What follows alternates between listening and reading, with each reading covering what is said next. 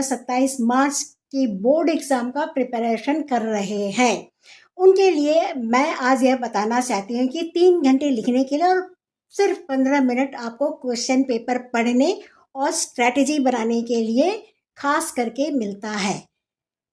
तो क्या मेरे चैनल को सब्सक्राइब कीजिए, लाइक कीजिए, शेयर कीजिए और अपने मित्र को बता दीजिए कि एक स्ट्रैटेजी मैडम ने बताया है, कर लो, काम आएगा। तो वो कैसे करोगे? करना है आपको कि ये जो 15 मिनट होते हैं उसमें 5 सेकंड पेपर को सिर्फ फ्लिप कीजिएगा। पेपर को फ्लिप करने का अर्थ होता है आपको गिनना है, page number 1, page number 2, page number 3, page number 4, यानी आपको देख लेना है कि आपको कितने पेजों का प्रश्न उत्तर लिखना है।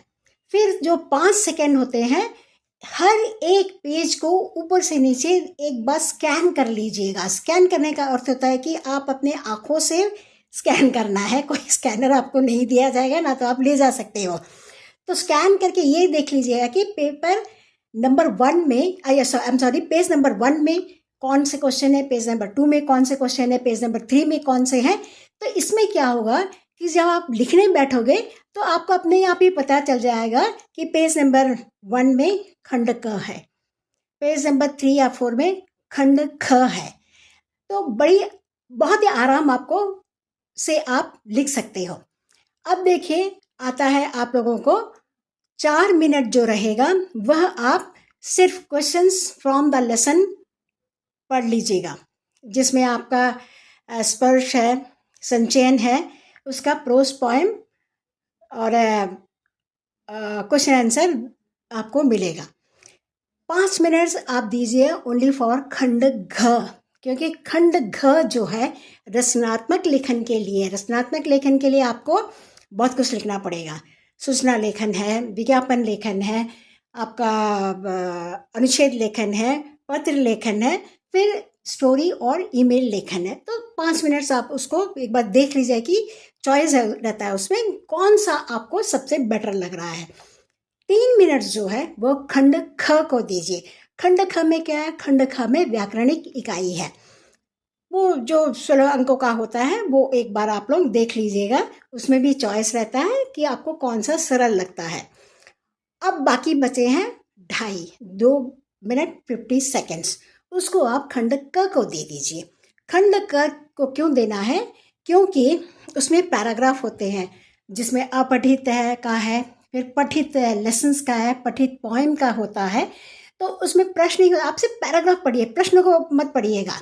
प्रश्न तो आप जब लिखोगे तब आप सिर्फ प्रश्न पढ़कर पैराग्राफ में से आंसर निकाल लीजिएगा, राइट। अब आपको बचता है 3 घंटा। और स्टूडेंट्स, 15 मिनट में आपको पेन तक छूने की इजाज़त नहीं मिलेगी। ओनली आपको आंखों से ही काम लेना है। पढ़ते रहिए, देखते रहिए, कौन सा प्रश्न मुझे पहले करना है, कौन सा मुझे बाद में करना है, कौन सा मेरे लिए सरल है, कौन सा मुझे थोड़ा डिफिकल्ट है, सोच कर लिखना है। लेकिन ये 3 घंटे सॉलिड आपको मिलेंगे 80 मार्क्स के पेपर लिखने के लिए। 80 मार्क्स पेपर को लिखने के लिए जो 3 घंटे का समय मिलेगा ना, बम्पर समय होता है, यानी आराम से आप लिख सकते हो। बहुत टाइम है ये। 15 मिनट यानी अंतिम 15 मिनट नोट कर लीजिएगा। अंतिम 15 मिनट प्लीज़ आप लोग रिवीजन के लिए रखिए, क्योंकि आप लोग जल्दी जल्दी लिखते हो तो उस समय स्पेलिंग मिस्टेक्स हो जाता है, ह्यूमन एरर है ये। मैं कोई आप लोगों को दोष नहीं दे रही कि आप स्टूडेंटों से मिस्टेक करते हो, कोई भी कर सकता है। तो वहाँ क्या है, आप देख लीजिए कि कहीं स्पेलिंग मिस्टेक्स तो नहीं है, मैंने सेंटेंस को सही लिखा तो है, प्रश्न का सही उत्तर दिया तो है।